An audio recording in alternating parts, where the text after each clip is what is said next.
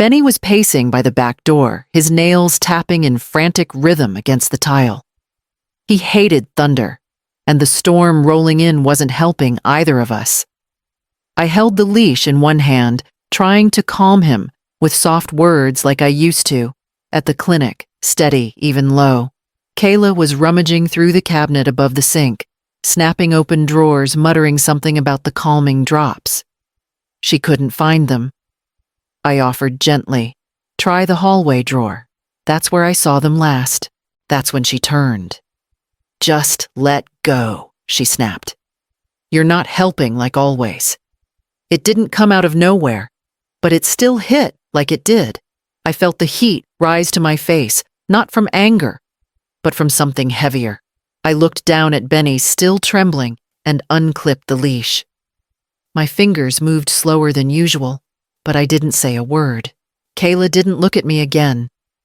She crouched beside Benny, her voice suddenly soft, reserved only for him. I slipped my coat back on quietly, slid my shoes near the door so they wouldn't squeak. I didn't slam it behind me, just pulled it shut. Outside, the rain had started. I walked back to my car with damp hair and a leash still looped in my hand. That night, I placed it back in the basket near my front door. The same basket Kayla once used as a child to hold her doll's blankets. She didn't call the next day, or the next week, and I didn't call her. There wasn't a fight. No grand declaration, just something pulled tight and quietly severed. I saw updates about Benny through her social posts. Little things, him sunbathing him in new sweaters. Not a single mention of the woman who once stitched his first one by hand. A silence settled between us. Not angry, not loud, just wide. And after a while, I stopped waiting for it to close. My mornings are quiet now. I wake with the sun, brew my coffee without rush, and feed the pair of finches that perch outside my window. The leash stays in its basket. Benny's old treats, which I used to keep on the counter for visits, have gone stale in their jar. This house was meant to be a stopgap, just a place after retirement after I sold the clinic. But it's grown into something more permanent. My books are stacked in thoughtful rows labeled by subject. The vet gear stays packed, tucked in a canvas bin beneath the hallway table. I haven't used my stethoscope in nearly a year. I walk the neighborhood loop most mornings, the one that winds past the old post office and the empty lot that used to be a diner. At the library, I trade dog manuals for mystery novels. Some afternoons, my neighbor Jean invites me over for coffee and local gossip I've stopped trying to follow. I still check my phone more than I'd like to admit. Kayla doesn't reach out, not even for holidays. I sent her a card in October, just a simple note with a pressed leaf inside. No reply. I don't call either. I've told myself it's out of respect for her space. But if I'm honest, part of me fears hearing that same coldness again. The voice that said I never helped, that looked at me like I was in the way. Pride is a funny thing. I raised Kayla to stand tall, speak clearly, take no nonsense. She learned too well. And yet some nights I still catch myself scrolling through her old messages. Reading texts that say, "Thanks Mom and Benny wouldn't calm down until you came." I don't delete them. I just don't reply to ghosts. The silence between us feels like an unfinished sentence paused, not ended. But it stays that way, suspended. Until one evening, her name flashes across my phone again. Just a short message. No greeting. No warmth. But I read it twice anyway. The message came in just after dinner. "Can you come by tomorrow? I'll leave the code. Benny needs food." No "Hi, Mom." No "How are you?" Just the task, as if I were a delivery service. I stared at it longer than I should have. Not because I didn't know how to respond, but because I already knew I would. The next morning, I drove over early while the streets were still quiet. The garage keypad worked. Same numbers as before. A small part of me wished she had changed it. Maybe that would have felt more honest. Inside, Benny greeted me with a half-hearted tail wag. He looked thinner, Still sweet, still gentle, but clearly a little off. I refilled his bowls, washed the dirty one left in the sink, and added fresh water with a splash of broth, something he used to like when he was stressed. I found one of his older blankets balled up in a corner, stiff with fur and wear. I took it out to shake it loose and replaced it with the softer one I'd brought from home. It took me 20 minutes. I didn't linger. As I left, I looked around the house once, but there were no signs of Kayla. No note. No thank you. Just an empty coffee mug in the sink and an unanswered silence. That became our rhythm. Every few weeks, a new message. He's out of meds. Can you let him out at noon? I have a conference. Can you stop by? No pleasantries, no small talk. But I still went. I kept Benny's food measured, his blankets clean, his medication organized in the same pill box I used at the clinic. Sometimes I left a treat for Kayla, too, a carton of fresh berries, a jar of homemade soup. She never mentioned them. I don't even know if she noticed. Still, I kept showing up. It was just past midnight when the phone rang. I was already in bed, drifting between sleep and that quiet space where memories live. I almost didn't answer. But when I saw her name, I sat up fast. Mom Kayla said, breathless. Benny's not moving. I blinked, trying to steady my voice. What do you mean I saw it on the camera? He got up, paced, then just collapsed. He's still breathing, but barely. I don't know what to do. I'm 3 hours away. Her voice cracked. There was no anger in it this time, just fear. I didn't ask questions. I didn't ask why she called me. I just said, text me the new code, and got out of bed. The coat was still on the hook by the door. The vet bag was tucked beneath the hallway table, where I hadn't touched it in months. I grabbed both.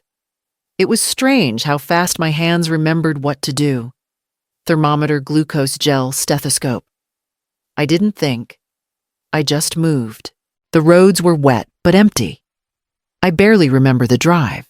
What I do remember is pulling up to her house, punching in the code, and hearing Benny's weak whimper from somewhere near the kitchen. I found him curled up, barely lifting his head when I approached. His gums were pale, his breathing shallow. I went to my knees beside him. Hey, sweetheart, I whispered, brushing my hand along his side. I've got you. And I meant it. The old rhythm returned. Gums pale. Cap refill delayed. I checked his blood sugar low. Pressed glucose paste between his cheek and gum, gently rubbed his throat to coax a swallow. I bundled him in the fleece I kept folded in the vet bag, one I used to keep in the clinic for anxious dogs. It smelled faintly of chamomile and thyme. He stirred faintly, a soft whine pressing from his throat as I lifted him. The carrier was too small now, so I held him in my arms, wrapping him like a newborn. His heartbeat tapped lightly against my forearm. Kayla hadn't called again. No follow-up message. No thank you, but that wasn't why I'd come. Some bonds don't require reminders. I placed him in the front seatbelt, wrapped around the blanket for stability. Kept the heater running low. Talked to him softly as we moved through the quiet streets. I used to drive your mama like this, once I said gently. She had a fever so high I thought she'd float away. The words weren't for him. They were for me, to keep my own breathing steady. The clinic came into view, different sign, now different owners, but the building was the same. I parked close, grabbed my bag, and carried Benny through the doors I once opened every morning at 7 a.m. The receptionist asked for a name. I gave hers. Patient belongs to Kayla Whitlow.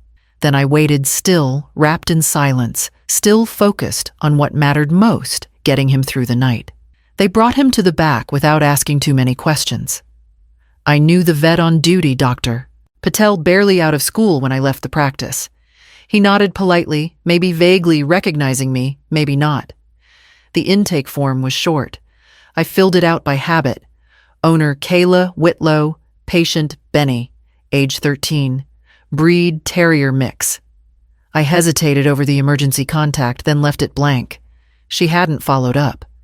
I handed the clipboard back to the receptionist, a kind-eyed girl who couldn't have been more than 25. She smiled like she was proud of how efficiently she was trained. She had no idea I once stood behind that desk myself.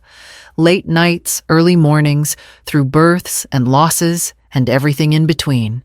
I sat down in the corner chair, the one next to the plastic plant. I always meant to throw away, but never did. Benny's name hadn't even been called yet, but I already knew he was stable. His breathing had evened out in the car. His eyelids fluttered with awareness when I carried him in. Still I waited. My hands stayed folded.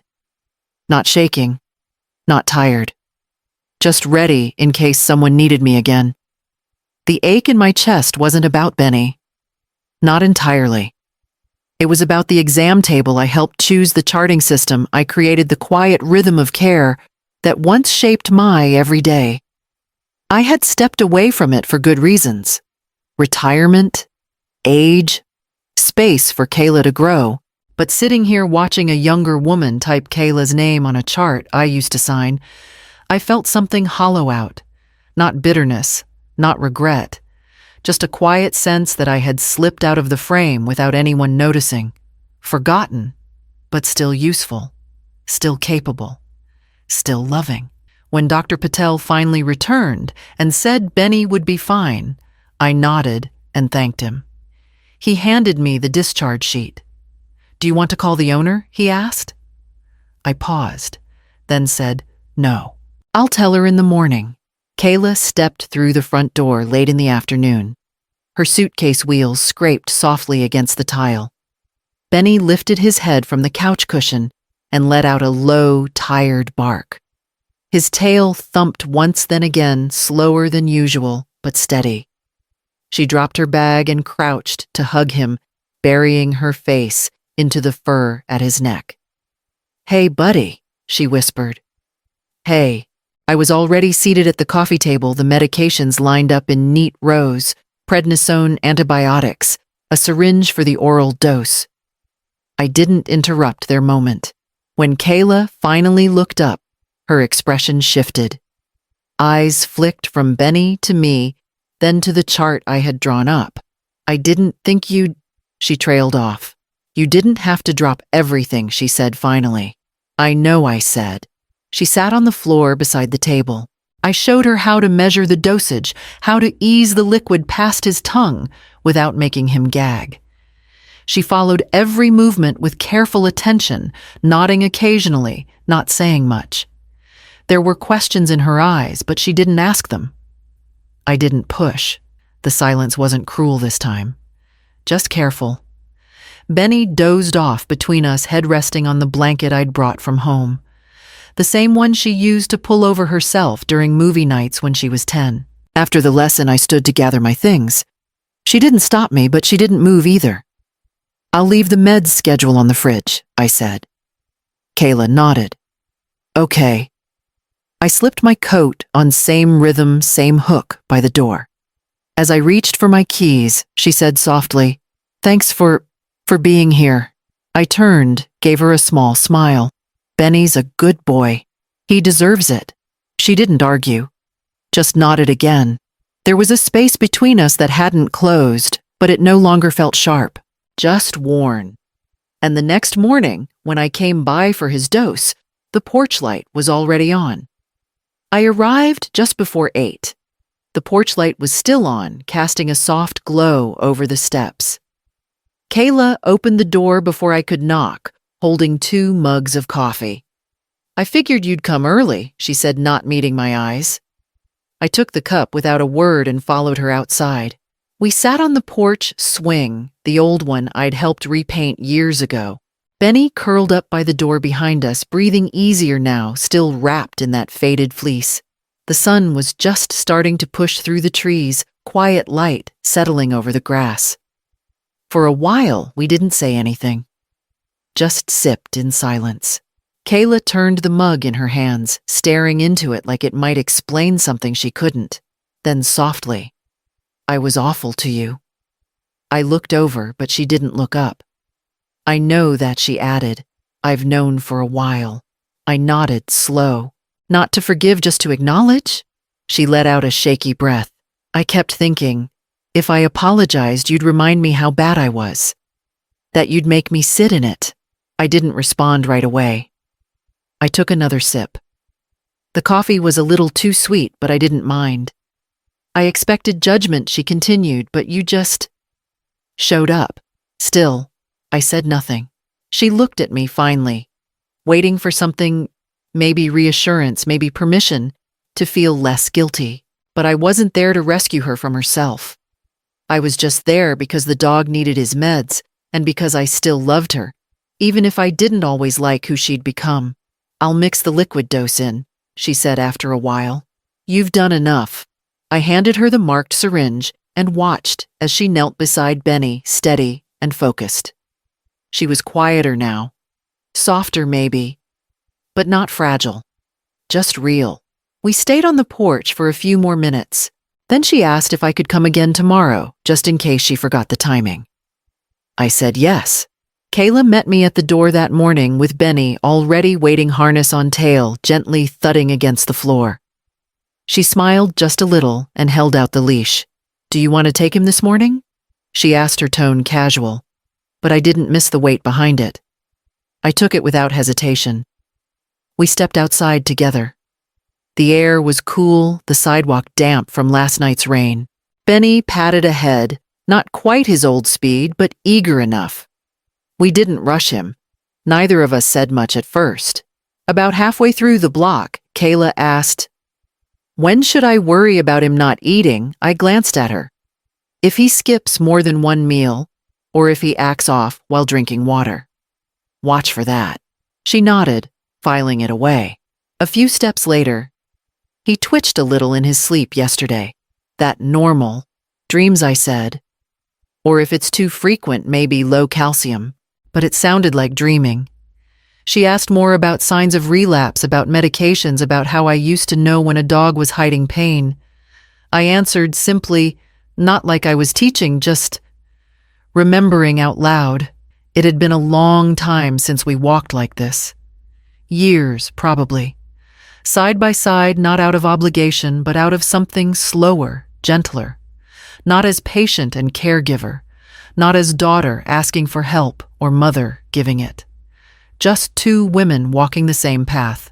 Benny slowed at the corner, sniffed a patch of grass, then plopped down as if to say, this is far enough.